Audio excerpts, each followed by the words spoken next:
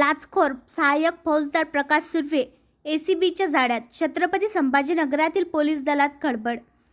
छत्रपती संभाजीनगर छावणी पोलीस ठाण्याचा लाचखोर सहाय्यक पोलीस उपनिरीक्षक प्रकाश नारायण सुर्वे वय 53 राहणार अमृतसाई कल्पवृक्ष एएस क्लबजवळ याला 35,000 रुपयांची लाच घेताना लाचलुचपत प्रतिबंधक विभागाने शुक्रवारी 22 नोव्हेंबर त्याच्याच पोलीस ठाण्यात रंगेहात पकडले. त्याच्या विरुद्ध एसीबीकडे एका महिलेने तक्रार नोंदवली होती. या महिलेच्या भावाला हायवा ट्रक चालकासोबत आरोपी करू नये यासाठी सुर्वेने 50,000 रुपये मागून नंतर तडजोडीत 35,000 रुपये घेण्यास तयार झाला होता. महिलेच्या मालकीचा हायवा ट्रक आहे. ट्रक चालकाविरुद्ध अवैध वाळू वाहतूक प्रकरणात छावणी पोलिसांनी गुन्हा दाखल केला होता. या चालकासोबत महिलेचा भाऊही होता. गुन्हा दाखल झाल्यानंतर या प्रकरणाचा तपास सुर्वेकडे आला. त्याने महिलेच्या भावाला या प्रकरणात आरोपी न करणे व गुन्ह्याच्या तपासात सहकार्य करण्यासाठी 50,000 रुपये महिलेकडे मागितले.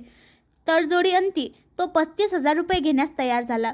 मात्र पैसे देण्याची इच्छा नसल्याने महिलेने एसीबीकडे तक्रार केली. त्यानुसार एसीबीच्या पथकाने सापळा रचला. सुर्वेने लाच स्वीकारल्यानंतर वारंवार तोंड पुसण्याचा इशारा करावा असे महिलेला सांगण्यात आले. त्याचनुसार सुर्वेने पैसे घेताना महिलेने वारंवार तोंड पुसले. त्याचवेळी एसीबी पथकाने हल्लाबोल केला आणि सुर्वेला रंगेहात पकडले.